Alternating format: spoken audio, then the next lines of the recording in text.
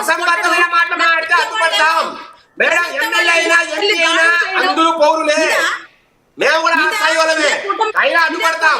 మీరు మాట్లాడదు కాదు మేడం. ఇది ప్రజాస్వామ్య ప్రభుత్వమా సార్? సార్ నేను ప్రజాస్వామ్యం గురించి మీరు మాట్లాడారు, శేఖర్ రెడ్డి గారు ఇద్దరు మాట్లాడుతున్నారు. ప్రజాస్వామ్యం గురించి మాట్లాడండి, వింటాం. అంటే మీరు సీఎంలు కాదు, సీఎంలా కారణమా? మీరు స్క్రిప్ట్ రాసుకోరాదు, మీరు తాడేపల్లి స్క్రిప్ట్ తెచ్చుకోవద్దు. ఇక్కడ న్యాయంగా ధర్మంగా మాట్లాడండి మేడం, మేము న్యాయంగా ధర్మంగా మాట్లాడండి. మీరు ఈవీఎంల గురించి మాట్లాడితే మేము కూడా మాట్లాడతాం. ప్రజల సమస్యల మీద ప్రశ్నించే దమ్ము ధైర్యం ఉన్న మా జగనన్నతో పనిచేసే వాళ్ళు అనుభవంతో మాట్లాడుతున్నాం. ఈ రోజు అనుభవంతో మాట్లాడుతున్నాం. ప్రజలు పడే కష్టాలు రండి, మీరు పల్లెలకు రండి, పల్లెటూర్లకు రండి. మీరు ఎక్కడో కూర్చొని చెప్పడం కాదు, ప్రజలతో రండి సార్. జగన్మోహన్ చెప్పండి, ఏ పల్లె చెప్పండి, ఏ టౌన్ జగన్మోహన్ రెడ్డి తప్పులు మీరు చేసి ప్రతిపక్షం మీద వేయడం అనేది మేడం. మీరు తప్పులు చేశారు కాబట్టి మీకు 11 సీట్లు వచ్చాయి. మీరు తప్పులు చేశారు కాబట్టి మీకు 11 సీట్లు వచ్చాయి. మీరు తప్పులు చేశారు కాబట్టి మీకు 11 సీట్లు వచ్చాయి. ఇక్కడ ఎవరు తప్పులు చేయట్లేదు. శేఖర్ రెడ్డి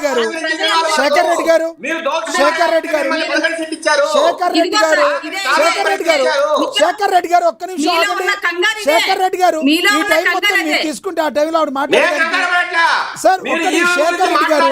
శేఖర్ రెడ్డి గారు ఆవిడ తప్పు మాట్లాడితే దానికి నేను ఆన్సర్ చెప్తాను.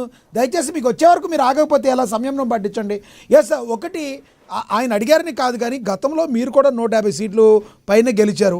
అప్పుడు ఈవీఎం ట్యాంపరింగ్ లేదు. ఈసారి ట్యాంపరింగ్ అంటున్నారు. అది మేము గతంలో నెగ్గడానికి కారణం మా జగనన్న అబద్ధాలు చెప్పలేదు సార్. ప్రజలకి ఇస్తానన్నయ్యే, చేయగలుగుతాయన్నయ్యే, చేస్తానని చెప్పి పథకాలని ప్రకటించడం జరిగింది ప్రజలకి. అది నమ్మి ఓటేశారు. దాని గురించి మీరు అన్నదే నిజం అనుకుందాం. ఇప్పుడైతే పవన్ కళ్యాణ్ పైన కుట్ర చేయడానికి కాపు సామాజిక వర్గ నేతలైన పేర్ని నాని, గుడివాడ అమర్నాథ్, బొత్స సత్యనారాయణ, లేదంటే అంబటి రాంబాబు, మరి వీళ్ళందరితో పవన్ కళ్యాణ్ గారిని తిట్టించోట తిట్టకుండా తిట్టిస్తున్నారు. ఏ రెడ్డి సామాజిక వర్గం వాళ్ళు ఎందుకు రావట్లేదు? పవన్ కళ్యాణ్ గారు గాన ఒకవేళ వైసీపీ గాన అధికారంలో ఉంటే వీళ్ళందరూ వెనకాలండి ముందు రెడ్డి సామాజిక వర్గం వస్తుంది ఏంటి అని వస్తున్న ఆరోపణలో వాస్తవం ఉందంటారా? పవన్ కళ్యాణ్ అంటే ఎందుకు? మీరు ఒక్కసారి చూడండి సార్. బొత్స సత్యనారాయణ గాని, లేకపోతే అమర్నాథ్ గారు గాని, లేకపోతే అంబటి రాంబాబు గారు గాని, లేకపోతే కొడాలి నాని గారు గాని, ఏ కాపు నాయకులు మాట్లాడినా సబ్జెక్ట్ మాట్లాడుతున్నారు సార్. సార్ అసలు పవన్ కళ్యాణ్ గారిని తిట్టేదే, పవన్ కళ్యాణ్ గారిని రెచ్చగొట్టి ప్రజల్లోకి పంపించేదే, పవన్ కళ్యాణ్ గారి చేత అబద్ధాలు చెప్పించేదే తెలుగుదేశం ప్రభుత్వం సార్. అంతేగాని వైఎస్ఆర్సీపీ వాళ్ళు ఎక్కడా కూడా పవన్ కళ్యాణ్ గారు తిట్టడం కాదు. ఏదైనా సమస్య ఉన్నప్పుడు, ఏదైనా జరిగినప్పుడు మాట్లాడతాం సార్ మేము. అంటే అయ్యా మీరు ప్రశ్నించే నాయకులు కాబట్టి, మీరు కూటమితో చేయగలిపారు కాబట్టి ఎందుకు మీరు ఇచ్చిన హామీని నెరవేర్చలేకపోతున్నారు? మీరు చెప్పిన ప్రశ్నకి మీరు ఏదైతే ప్రశ్నిస్తామన్నారో ఆ ప్రశ్న మేము అడిగినప్పుడు దాని జవాబు ఎందుకు మీరు ఇవ్వలేకపోతున్నారని అడుగుతున్నాం మేము. అంతేగాని అసలు బురద జల్లేదే తెలుగుదేశం గవర్నమెంట్. మొన్న కొడాలి నాని గారు స్పష్టంగా చెప్పారు, మీకు స్పష్టంగా ప్రజలు అందరూ కూడా విన్నారు. కుట్ర పన్నేదే తెలుగుదేశం నాయకులు సార్. అంతేగాని వైఎస్ఆర్సీపీ నాయకులు కాపులు తగులు పెట్టేది ఏమీ లేదు సార్. సార్ మీకు ఒక ఉదాహరణ చెప్తున్నాను నేను. మా మెట్ట ప్రాంతంలో ఎప్పుడు కూడా కాపులమి ఎస్ఎల్మి కలిసే ఉంటాం సార్. ఎప్పుడు అసలు ఎటువంటి సమస్య లేదు, ఎప్పుడు ఎటువంటి గొడవలు ఉండవు. ఎలాంటి ఏదైనా చిన్న సమస్య వచ్చినా అందరూ సర్దుకుపోయేటువంటి మనస్తత్వం ఉన్నటువంటి నాయకులు ఉన్నారు సార్ మాకు. అలాంటి దగ్గర కూడా ఇప్పుడు ఈ రోజు దళితులకి కాపులకి గొడవలు వచ్చేలాగా పిఠాపురం నియోజకవర్గంలో మల్లా గ్రామంలో ఎన్ని రోజులు సాగింది సార్ ఆ యుద్ధం? ఎన్ని రోజులు సాగిందండి? ఎవరు అంతేకాదు ఇంకా ఉన్నటువంటి కారకులు ఎవరనేది అందరికీ తెలుసు సార్. అక్కడ మల్లాంలో అంత గొడవ జరిగినప్పుడు జనసేన వాళ్ళే కొట్టారు అనేది ఒక ఆరోపణ జరిగినప్పుడు పవన్ కళ్యాణ్ గారు ఎందుకు మాట్లాడలేదు సార్? అది అడగడం తప్ప సార్? మేము అంటే దళితుల పక్షాన్ని మీరు మాట్లాడండి అని అడగడం తప్ప?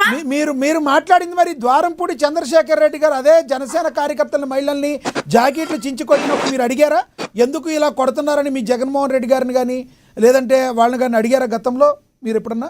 అప్పుడు గతంలో జరిగినప్పుడు కంపల్సరిగా అది ఆ సిచ్యువేషన్ బట్టి ఆయన మాట్లాడవలసి వచ్చిందేమో సార్ చంద్రశేఖర్ రెడ్డి గారు. అంటే సిచ్యువేషన్ బట్టి situation బట్టి మాట్లాడారు సార్. సిచ్యువేషన్ నుంచి మాట్లాడితే కొడతారు, అన్ని చేస్తారు. అప్పుడు మీ చేతిలో అధికారం ఉంది, మేము చేసామని డైరెక్ట్ గా చెప్పండి. లేదు సార్, అది అక్కడ పరిస్థితిని బట్టి, పద్ధతిని బట్టి, మాట తీరిని బట్టి అక్కడ ఏదైతే జరుగుతూ ఉంటుంది సార్. అసలు ఎప్పుడు కూడా అసలు ఇలాంటి అల్లర్లు లేవు సార్. ఇప్పుడు ఈ కూటమి ప్రభుత్వం వచ్చిన తర్వాత దళితులకి, కాపులకి గొడవలు పెట్టేసాడు, కాపుల్లో గొడవలు వచ్చాడు. అంటే ఇదంతా చేసేది తెలుగుదేశం గవర్నమెంట్, పవన్ కళ్యాణ్ గారిని ఉసుగలపడం ప్రజల మధ్యకి. అంటే వాళ్ళు తెలుగుదేశం గవర్నమెంట్ ఏదైతే హామీలు ఇచ్చిందో హామీలు నెరవేర్చలేక పవన్ కళ్యాణ్ గారు ప్రజల్లోకి పంపిస్తున్నారు. పవన్ కళ్యాణ్ గారు వస్తారు, అసలు అక్కడ విషయం ఏంటో తెలుసుకోకుండా ఆయన ఏదో మాట్లాడేసి వెళ్ళిపోయిన తర్వాత అక్కడ ఉన్న వాళ్ళందరూ కొట్టుకోవడమే. దాన్ని మళ్ళీ వెనక్కి తిరిగి చూడడం లేదు పవన్ కళ్యాణ్ గారు. అసలు ఏం జరుగుతుంది, ఎందుకు వచ్చింది అనేది మాట్లాడే సమస్యను పరిష్కరించమనేటువంటి మార్గంలో ఈ రోజు పవన్ కళ్యాణ్ గారు లేకే ప్రజలు ఇబ్బంది పడుతున్నారు అనేది మా వాయిస్. దాన్ని మేము తిడుతున్నామంటే కాదు, పవన్ కళ్యాణ్ గారు లేకపోవడం ఏంటండి? పవన్ కళ్యాణ్ గారు లేకపోవడం ఏంటి? పవన్ కళ్యాణ్ గారు వస్తారు సార్, ఒక విషయం మాట్లాడతారు, వచ్చి మైక్ పట్టుకొని ఇలాగా అలాగా వైఎస్ఆర్సీపీ వాళ్ళు తొక్కుబెట్టి నా తీసేస్తాను మొన్న కూడా అన్నారు సార్. మహిళలను కూడా చూడనని చెప్పారు పవన్ కళ్యాణ్ గారు ఒక సభలో. మహిళలను చూడకుండా కూడా తొక్కుబెట్టి నారు తీస్తానని చెప్పారు సార్. అంత మాత్రాన మేము మహిళలందరమే ఉబ్బెత్తున ఊరెత్తున మేమేం ఊరేగలేదుగా.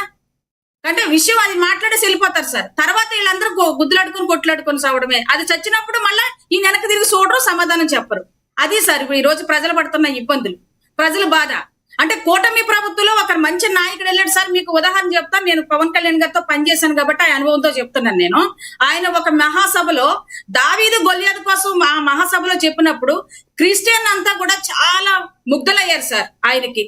ఎందుకంటే ఓహో క్రిస్టియన్కి ఈయన ఉన్నారు, ఈయన వల్ల న్యాయం జరుగుతుందని దావీదు గొలియాదుకు చెప్పినప్పుడు, కథ చెప్పినప్పుడు క్రిస్టియన్ అంతా ఆయనకి ఇంకా ఎంత ఫ్యాన్ అయిపోయారంటే నిజంగా మాకు మంచి నాయకుడు వస్తున్నాడు, రాబోయే కాలంలో అందరికన్నా మంచి నాయకత్వం ఇస్తానని చెప్పేసి అనుకున్నారు సార్.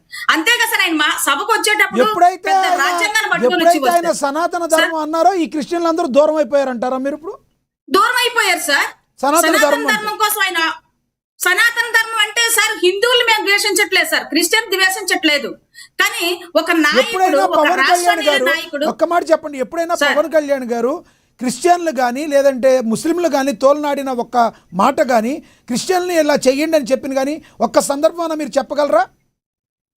లేదు సార్. ఆయన తిట్టారు అనేది దానికి కాదు కానీ రైట్, ఒక హిందూ ధర్మాన్ని వెనకేసుకొచ్చారు. ఉన్న మతాలు కాదన్నట్టు అర్థమైంది సార్ ప్రజలకి. అంటే సనాతన ధర్మం ప్రజలకి కాదు, మీరు అర్థం చేసుకున్నారు అట్లా. ఎస్, నేను మళ్ళీ మాట్లాడతాను మీతో. ప్రజల్లో ఉన్నటువంటి క్రిస్టియన్ ముస్లింలు కూడా ఎందుకు మా పేరు ఎత్తట్లేదు, మా గురించి ఎందుకు చెప్పట్లేదు, మేము కూడా మనుషులమే కదా. అంటే మత స్వేచ్ఛ లేదా ఈ మన భారతదేశంలో? రాజ్యాంగంలో పొందుపరిచినట్టుగా మనకు మత స్వేచ్ఛ లేదా, లేకపోతే అందరూ కలిసే ఉంటున్నాం కదా అనేది నినాదం మీద ఈ రోజు ప్రజలు క్రిస్టియన్ గానీ ముస్లింలు గానీ ఈయనకి కొంచెం వ్యతిరేకంగా ఉండడం అనేది జరిగింది సార్. రైట్, నేను మళ్ళీ మాట్లాడితే సనాతన ధర్మం అంటే మేడం విజయశేఖర్ రెడ్డి గారితో మాట్లాడదాం, టీడీపీ అధికార ప్రతినిధి. మీరు అందుబాటులో ఉండండి మేడం. విజయశేఖర్ రెడ్డి గారు నమస్తే సార్.